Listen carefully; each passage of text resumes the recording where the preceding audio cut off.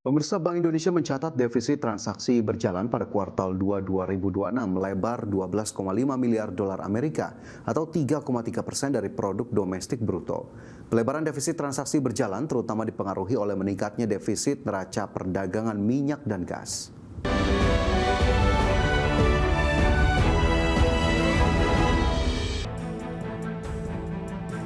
Bank Indonesia mencatat defisit transaksi berjalan Indonesia melebar pada kuartal 2 2026. Defisit tercatat sebesar 12,5 miliar dolar Amerika Serikat atau 3,3% dari produk domestik bruto, atau meningkat dibandingkan kuartal sebelumnya yang mencapai 3,6 miliar dolar Amerika Serikat atau 1% dari PDB. Kepala Departemen Komunikasi BI Ramdan Reni Prakoso mengatakan pelebaran defisit transaksi berjalan terutama dipengaruhi oleh meningkatnya defisit neraca perdagangan minyak dan gas. Kondisi tersebut terjadi seiring meningkatnya impor minyak di tengah kenaikan harga minyak dunia. Selain itu, surplus neraca perdagangan non-migas juga tercatat lebih rendah. Penurunan surplus tersebut dipengaruhi oleh peningkatan impor non-migas untuk memenuhi kebutuhan kegiatan ekonomi domestik yang masih tinggi. Tim Liputan IDX Channel. Pemirsa, Indonesia dan Jerman terus memperkuat hubungan ekonomi melalui pengembangan kerjasama di sejumlah sektor strategis. Menko Perekonomian menjelaskan upaya memperkuat investasi dari Jerman didorong mulai dari investasi energi terbarukan, semikonduktor hingga pendidikan vokasi.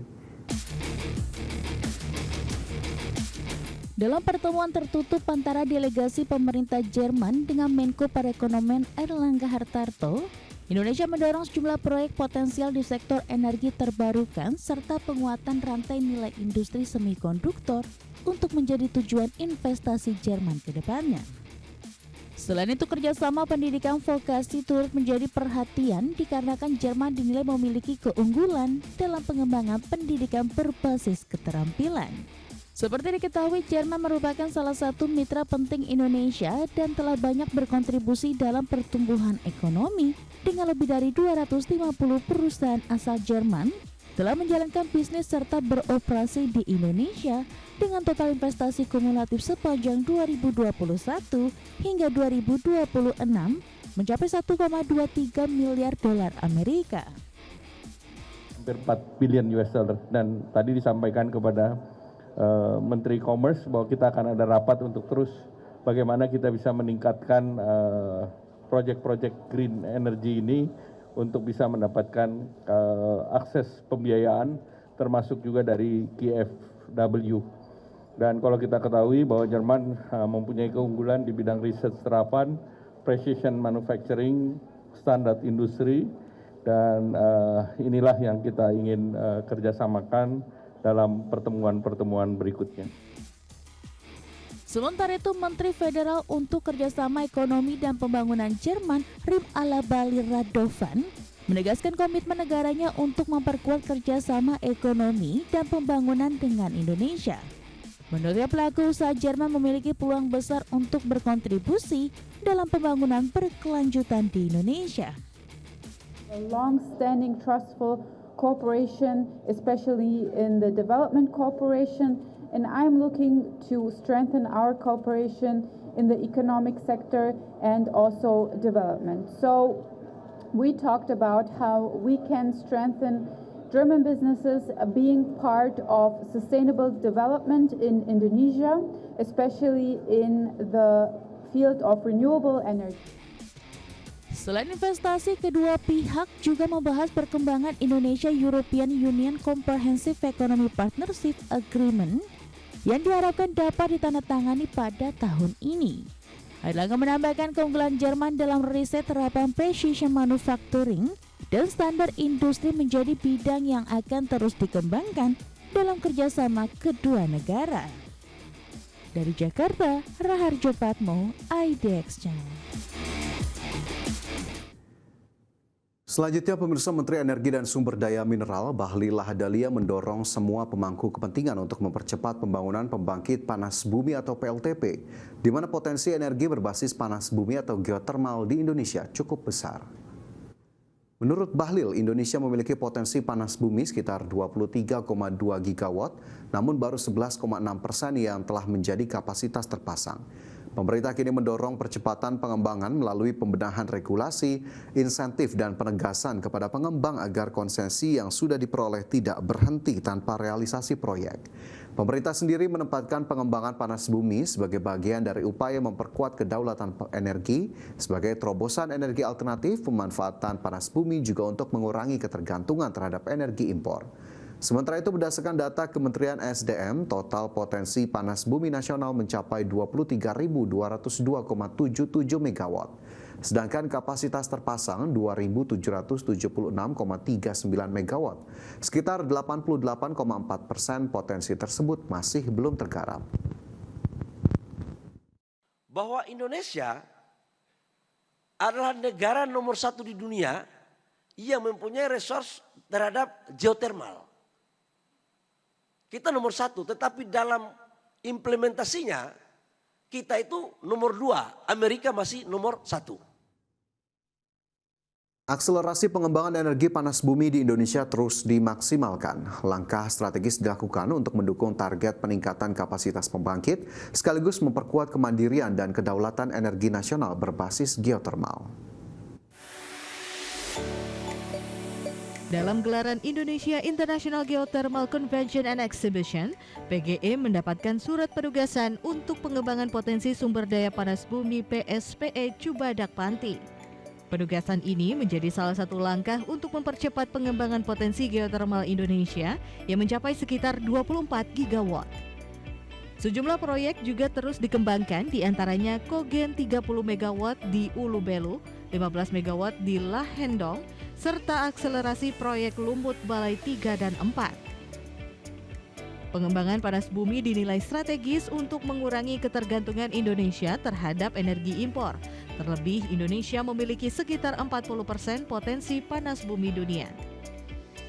Bagi PGE, jadi ini bukan hanya sekedar historical milestone, tapi ini juga merupakan momen penting bagi kita bagaimana memperlihatkan Indonesia sebagai leader pengembangan panas bumi di dunia.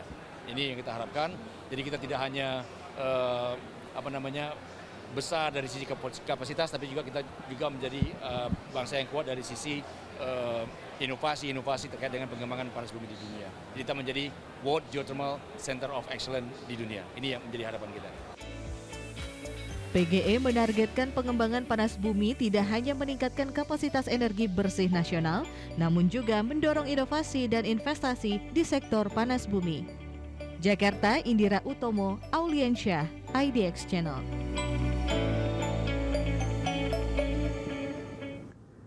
Pemirsa, Menko Infrastruktur dan Pembangunan Kewilayahan Agus Harimurti Yudhoyono menggandeng Ombudsman Republik Indonesia untuk mengawasi tata kelola administrasi pemerintahan dan pelayanan publik, khususnya sektor infrastruktur. AHY mengatakan kolaborasi tersebut diperlukan untuk memastikan roda pemerintahan berjalan sesuai prinsip good governance. Menteri Koordinator Bidang Infrastruktur dan Pembangunan Kewilayahan Agus Harimurti Yudhoyono bersama Ombudsman Republik Indonesia berkolaborasi dalam mengawal tata kelola pemerintahan dan pembangunan infrastruktur yang transparan, akuntabel, dan responsif.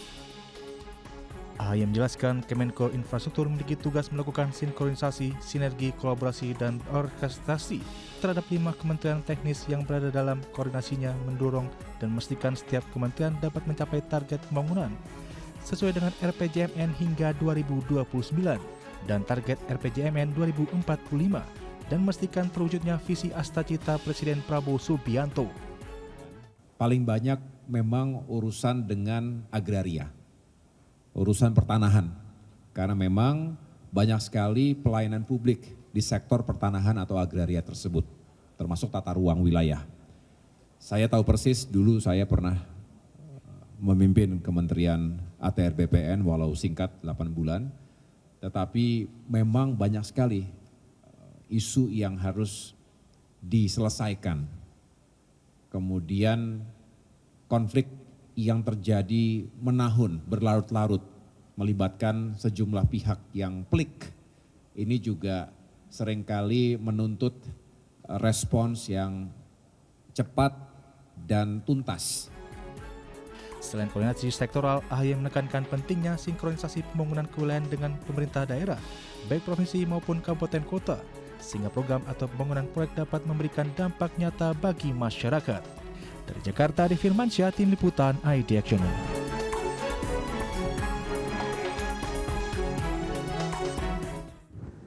Wakil Ketua Ombudsman Rahmadi Indra Tektona mengatakan pihaknya memiliki jaringan 34 perwakilan di seluruh Indonesia yang dapat menjadi sumber data dan informasi mengenai pelayanan publik di berbagai sektor. Rahmadi berharap kolaborasi dengan Kemenko Infrastruktur dapat diperkuat untuk mencegah terjadinya maladministrasi pada kementerian yang berada di bawah koordinasi AHY. Menurutnya kolaborasi tersebut pada akhirnya ditujukan untuk memaksimalkan pelayanan publik. Rahmadi menegaskan bahwa peningkatan koordinasi antar lembaga pada akhirnya harus bermuara pada kepentingan masyarakat. Selanjutnya, harapan kami dari Ombudsman RI ke depannya dapat melakukan kolaborasi yang lebih baik lagi karena kelebihan kami adalah memiliki 34 perwakilan Pak Menko. Ya. Sehingga data informasi kami lengkap terkait berbagai macam hal di bawah